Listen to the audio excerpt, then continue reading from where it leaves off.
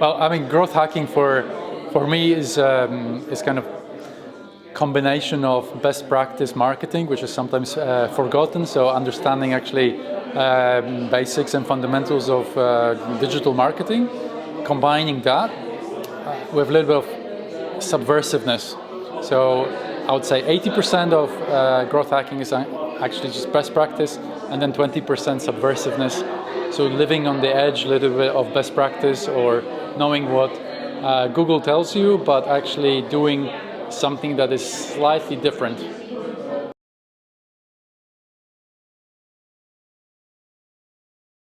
You focus on actual growth targets, so you have to really reduce the noise. Don't focus too much on, let's say, the size of the budget or the channels you're going to use, but actually focus on understanding the growth figure. What does it growth mean for me in my startup or in my situation, and really simplifying that.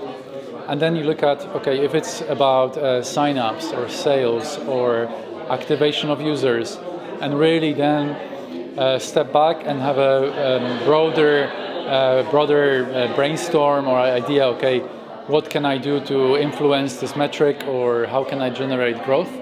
And I think this is really about keeping the open mind about achieving that target, and really combining what you know in marketing with creative ideas.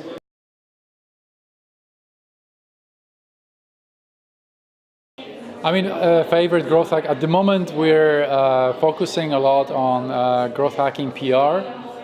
So we're looking at how we can outreach to journalists, how can we pitch better to journalists, and how we automate this process to get better responses. So I think at the moment, my favorite growth hacks is really when we see our content getting published, getting good publicity. It's quite rewarding, so that's where I'm investing quite a bit of time. Apart from that, also looking at chatbots and automation, marketing automation. So I think rather than telling specific growth hacks, because they're very dependent on the space, but we do a lot on LinkedIn, trying to promote and scale very professionally managed outreach. So I think I look for a lot of growth hacks in those areas at the moment.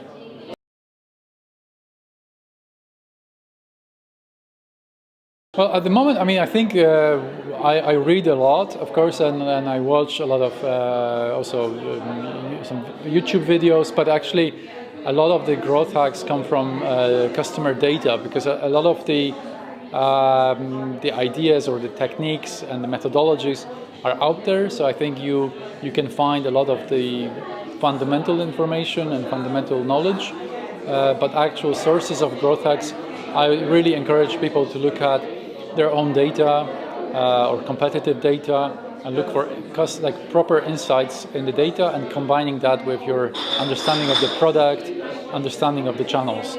As for other sources, there are a lot of really lots of content online.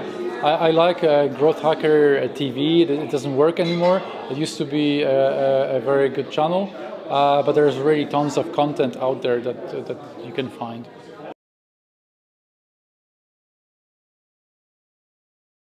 It's never one source of information. I sometimes start reading about something and don't get to the proper depth of the knowledge, because that's really where growth hacks are. They're not on the surface. So I think I start always with something more generic, and then really look for detailed information. But ultimately, to create a growth hack, or to find a growth hack, you have to experiment yourself. So I really encourage to kind of get this general information, and rather than looking for a secret formula in a book, actually use it as an inspiration to really then come up with your own growth hacks through the data and your own experiments.